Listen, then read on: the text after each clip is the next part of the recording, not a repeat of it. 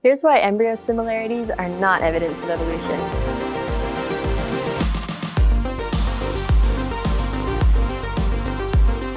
Welcome to Critical Thinking Scan, where we look at how you can think about any faith-challenging message and arrive at a biblical, logical conclusion yourself.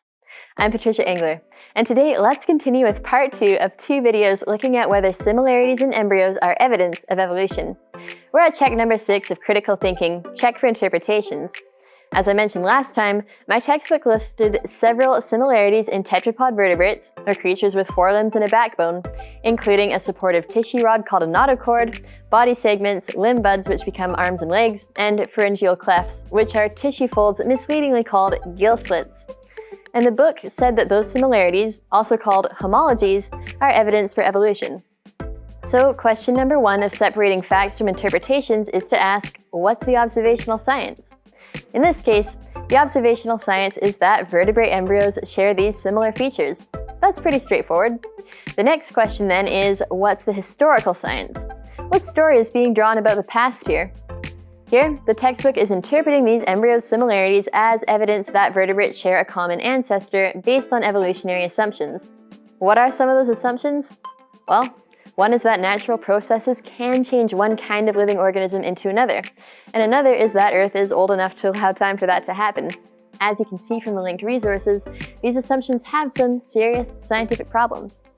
Next, let's go on to ask, could there be more to this story than the textbook is saying?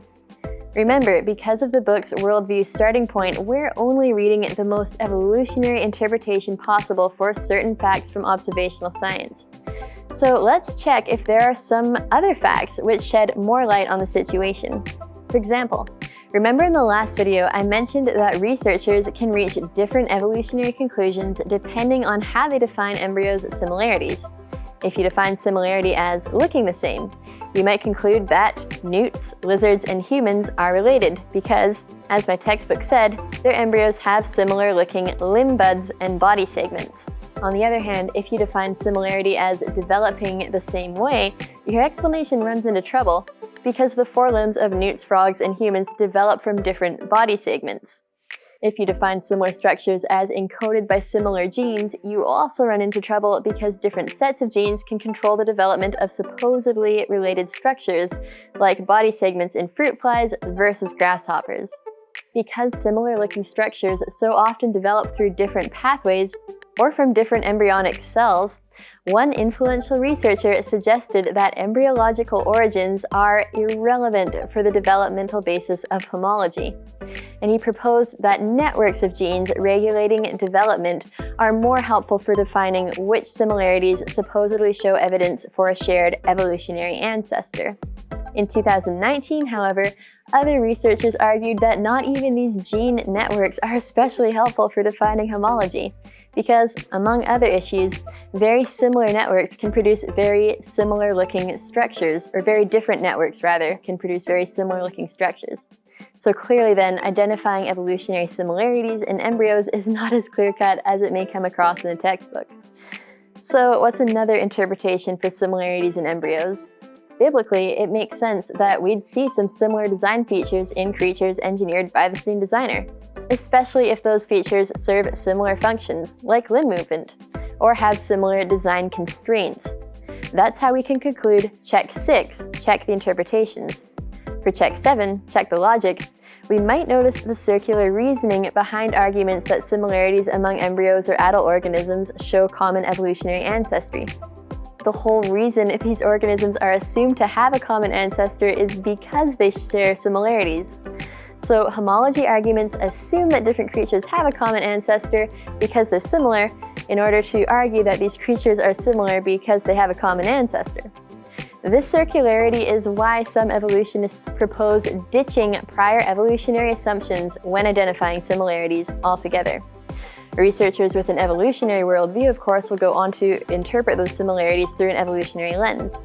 But, as you can learn from the linked resources, the lens of God's Word makes even more sense of the observational science. Ultimately, this is an example of how applying the 7 checks of critical thinking can help you sort out arguments for evolution, such as embryo similarities. For more on how to think critically about faith-challenging messages, you can access my other CT scan videos packed with tactics, tips, and tools that helped me as a Christian student at secular university. Thank you for watching.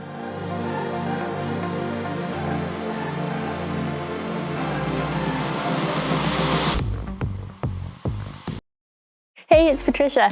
Just wanted to let you know that if you like these videos, a free, easy way to help Answers in Genesis Canada produce more content and equip more people to defend their faith is to hit that like button, subscribe to our channel, click the bell, and of course share these resources.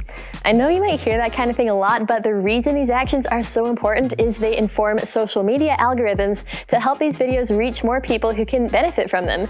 And that's especially helpful because advertising is super expensive.